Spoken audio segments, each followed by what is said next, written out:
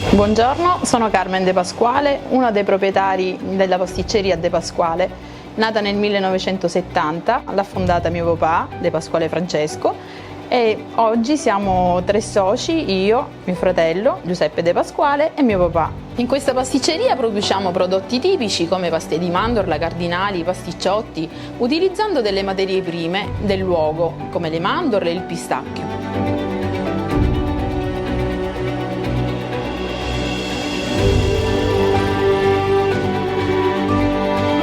Uno dei prodotti tipici di Patti è il cardinale, che nasce dal monastero delle monache Clarisse nel 1407. È uno dei tanti prodotti che si producevano allora nel paese.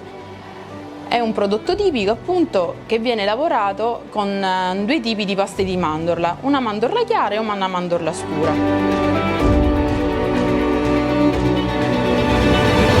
Mio fratello Giuseppe è il responsabile del laboratorio artigianale dove vengono prodotti i dolci dalla materia prima al prodotto finale. Un altro prodotto tipico di Patti è il pasticciotto di carne. Nasce sempre dal monastero di Santa Chiara, dalle monache Clarisse. La particolarità di questo prodotto è proprio che all'interno l'impasto è formato da mandorle tostate e da carne.